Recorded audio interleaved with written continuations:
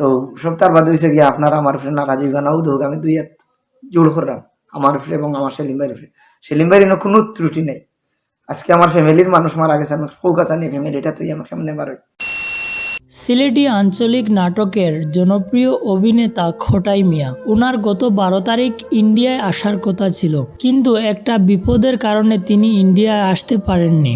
সেজন্য আজকে তিনি লাইভে আসেন এবং হাত জোড় করে সবার কাছে তিনি ক্ষমা চান। আর তিনি বলেন উনি ভারতে আসার জন্য গত 12 তারিখ থেকে উনি খুব বেশি চেষ্টা করেছিলেন, কিন্তু 12 তারিখে উনার পাসপোর্ট এবং ভিসা সবকিছু রেডি না হওয়ার কারণে উনি সিদ্ধান্ত পাল্টে 20 তারিখে ভারতে আসার সিদ্ধান্ত নেন। তারপর তিনি 20 তারিখ বিকাল বেলা গড় থেকে বেরিয়ে আসেন ভারতে যাওয়ার জন্য, এবং গড় থেকে বেরিয়ে আসার সময় উনার মাকেও সালাম করে তিনি বেরিয়ে আসেন। উনার গড় থেকে বেরিয়ে আসার প্রায় 5 মিনিট পর হঠাৎ উনার ওয়াইফের কল আসে খোটাই মিয়ার কাছে, এবং উনি কলটা ধরতেই উনার ওয়াইফ কান্না করে বলেন উনার শালি মানে খোটাই মিয়ার শালি মারা গেছেন।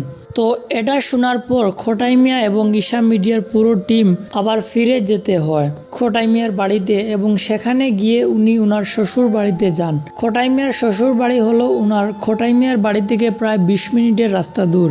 সেখানে যান খোটাই মিয়া, এবং খোটাই মিয়া আরও বলেন উনার শ্বশুর বাড়িতে নাকি উনার শ্বশুর ছাড়া এবং উনার বাড়িতে খোটাই মিয়া ছাড়া এই দুজন মানে পুরুষ মানুষ ছাড়া আর কেউ নেই, আর সেজন্য তিনি ভারতে আসতে পারেননি। আর তার জন্য তিনি জোড় হাত করে ক্ষমা চাচ্ছেন সবার কাছে, এবং উনাকে যিনি দাওয়াত করেছিলেন ভারতে আসার জন্য সেলিম ভাই, উনি ওনার তরফ থেকেও সবার কাছে ক্ষমা চান যে আসলে এখানে সেলিম ভাইয়েরও কোনো দোষ নেই। এবং এর সাথে খোটাই মিয়া আরও বলেন তিনি চেষ্টা করবেন খুবই শীঘ্রই ভারতে আসার জন্য।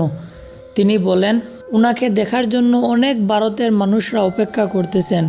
ভারতের মানুষদের ভালোবাসা এবং সাপোর্টের কারণে ওনারা সবসময় কৃতজ্ঞ থাকবেন, আর উনি খুব শীঘ্রই ভারতে আসবেন।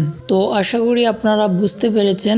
চ্যানেল নতুন হলে সাবস্ক্রাইব করে নেবেন, কারণ এই চ্যানেলে আমরা সবসময় এরকম সিলেটি অভিনেতাদের আপডেট এবং নিউজ আপনাদের সামনে দিতে থাকি। ধন্যবাদ।